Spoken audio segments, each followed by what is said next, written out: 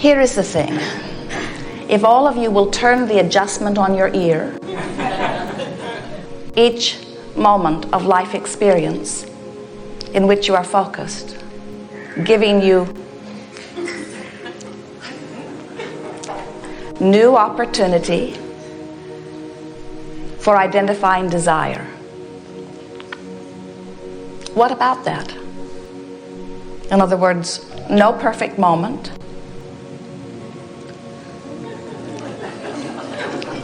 No moment in which everything is exactly as you want it to be.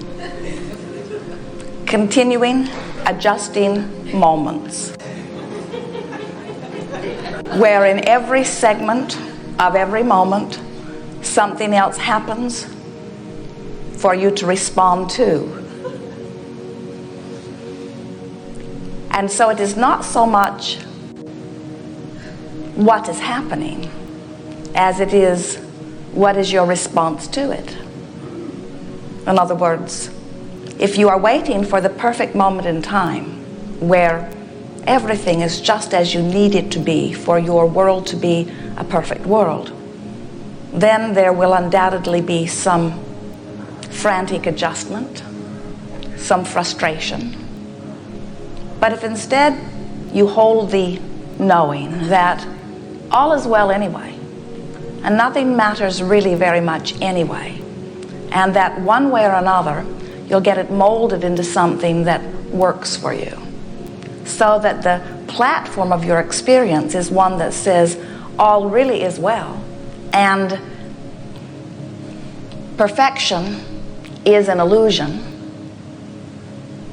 but new desire is an inevitable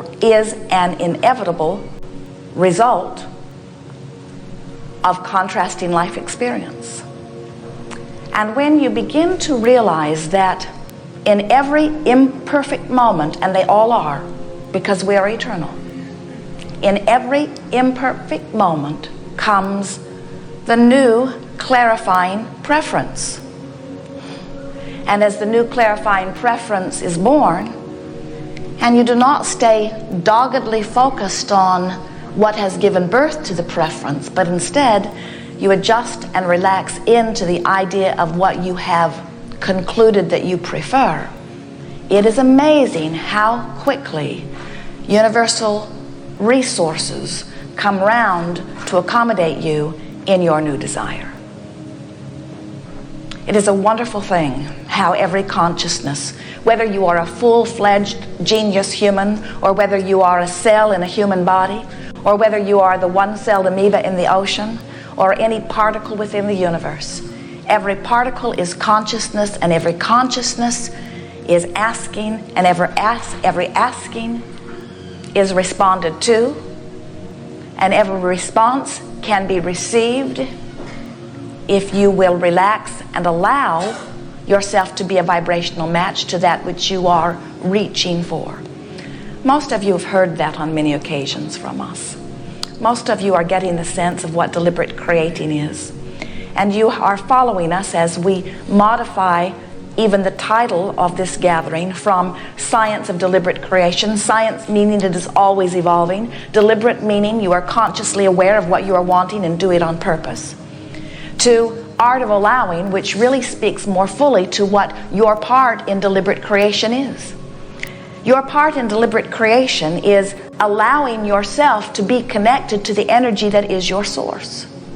It's such a wonderful thing when you realize that source is responding to you, and that the only thing that ever separates you from anything that you have already consciously or even unconsciously concluded that you desire, the only thing that ever separates you is your vibrational inconsistency with that. And the only way that you could ever be vibrationally inconsistent with your own desire is that you're focused upon something other than your desire. Sometimes physical friends have a hard time hearing that, because they say, Abraham, no, I am not focused upon my desire. I know what I want, and I think about it often. And we say, are you really focused upon what you desire? Or are you focused upon where you stand in relationship to your desire? Are you focused upon the desire itself, or are you focused upon the absence of the desire? When you are asking for money, does the idea of the money that is coming thrilling you, or are you worried? That is the telling way, because if you are worried about the money that you are desiring, then you are inconsistent with the vibration of the desire. If you are worried about your health, then you are inconsistent with the vibration of your desire. If you are worried about your relationship or unhappy about anything, then you are inconsistent with the vibration of your desire. So as you begin to realize that the way you feel is your indicator of your consistency or inconsistency with your desire, of your allowing or your resistance to your desire, of your connection or your less than connection with your energy of source.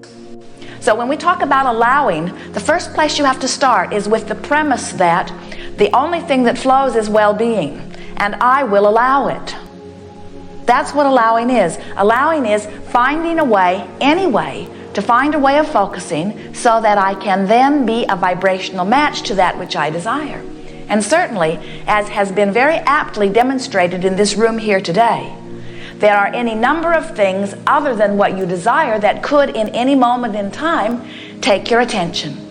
But you are the ones that get to decide how much of your attention you give to what is, how much of your attention you give to what is coming, how much of your attention you give to the past that pleases you, how much of your attention you give to the past that doesn't please you, how much of your attention you give to the now that pleases you, how much of your attention you give to the now that doesn't please you, how much of your attention you give to the future that pleases you, how much of your attention you give to the future that doesn't please you. And the thing we so much want you to hear is that you get to choose, and until you decide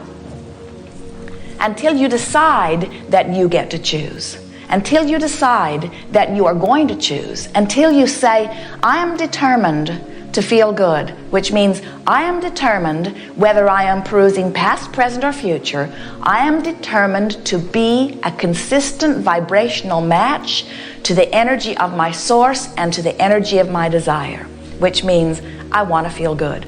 It means even more than that. I'm going to feel good. It means I'm going to go to any length. I'm going to practice good thoughts until they are so active in my vibration that law of attraction becomes my very best friend. Because when you take the time, and it doesn't take much time, to focus upon something that feels good, and you sort of milk it, you stay there until you don't just sort of feel good, you really feel good. You stay there not just because you're trying to fulfill Abraham's request for finding 17 seconds that feel good, but you stay there because it feels so good to feel good. It feels so natural to feel good.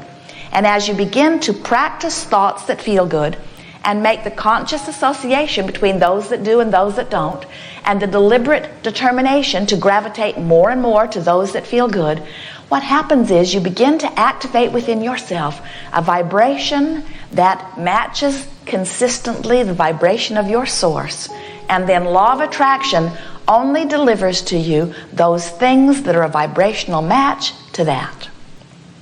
That's why the better it gets, the better it gets, the better it gets. It's also why the worse it gets, the worse it gets, the worse it gets. You saw, we focused only minuscule, only briefly upon something troubling. And did you ever see anything in your life? You open a vortex where you focus upon something unwanted, and law of attraction will amplify that again and again and again and again. The good news is that in any moment you can turn your attention to something that feels better. And the key is you must make a decision. I'm going to turn my attention before the conditions change. Because if you need the conditions to change before you turn your attention, the conditions usually get much worse before they get better. If you say, I will turn my attention anyway, because the way I feel is in response to what I've turned my attention to, and there is always a myriad of choices that I could turn my attention to, now you are a deliberate creator. If you are observing the condition of your environment and having an emotional response to it, you are a regurgitator of life experience. You are an observer and a responder too. You are creating by default. You are not doing it by deliberate intent, and you are certainly not using the guidance system that you were born with. The guidance system that you were born with is really predicated upon your understanding that it is good to feel good. And sometimes that's a hard hurdle to jump when you've been trained in an environment that says good doesn't mean good. Good means moving towards something that ultimately you don't want. It is really a screwy thing how so many of our physical human friends have come to a clear decision that if it feels good, it probably isn't, and if it's painful, it would probably lead to good.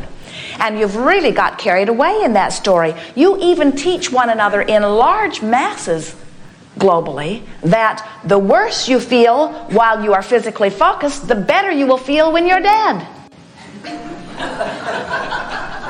And we say clearly, no one here saying that is speaking from the perspective of dead. We are. We are as dead as it gets. And we are here to tell you that you cannot have a happy ending to an unhappy journey. But that this journey is much longer and much bigger and much better feeling than the physical glimpse sometimes tells you. And what we mean by that is, even if you were to pinch yourself off substantially from the joy that is your natural resource, many of the days of your physical experience, it is our promise to you that in the moment of your reemergence into non-physical, you will rejoin the energy of pure positive. And so, there is no ending to our journey, but it is a joy-based journey. And the physical glimpse is small in relationship to the totality of that which we are all about. And we want to clarify that a little bit, because that could bring forth a little confusion to those who are really listening to us here today. You are much more than you see in these physical bodies. You are source energy. You are very old, very wise energy, and you have enjoyed many experiences. So this source that is you, that is pouring through this physical personality, is pure positive energy and is joyful in all moments. This is the energy of eagerness and of anticipation and of love and appreciation. This is the basis of that which you are. And so, as this energy pours to you and through you, it has that experience. The Abraham that is within you, the God that is within you, has the experience of joy no matter what experience you are having. The energy of source, as it pours through a sick body, is not having the experience of sickness. The energy of source that pours through a body that is experiencing poverty or trauma is not having that poverty or trauma experience. And the reason that we are here expressing to you in the way that we are is because we would like very much if you could join us in the joyful experience that you provide. Here you are, extensions of source energy, exploring contrast and coming to new, eternally new preferences, because that which you are about has never been before unto all of the universe. So the you and the you, meaning the physically focused you and the non-physical energy that is really you, as you experience this now moment, we want you in on it. We would like you to be as joyful as we all are. So when you feel those thrill bumps rippling through you, that is a confirmation of a thought that you have found that perfectly matches the frequency of your source. That means you're in alignment. When you feel joyful, you're in alignment. When you feel passion, you're in alignment. When you are frolicking and romping, when you are having those sensual, delicious experiences, you are extensions of source energy.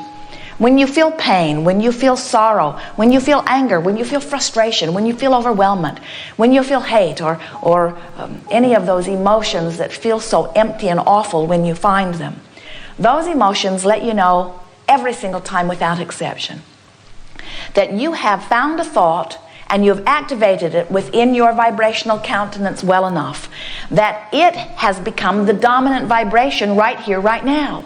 And in that moment of choosing a dominant vibration that's really off signal from your source, you feel the separation from your source. Separation is too strong a word, but you get the point.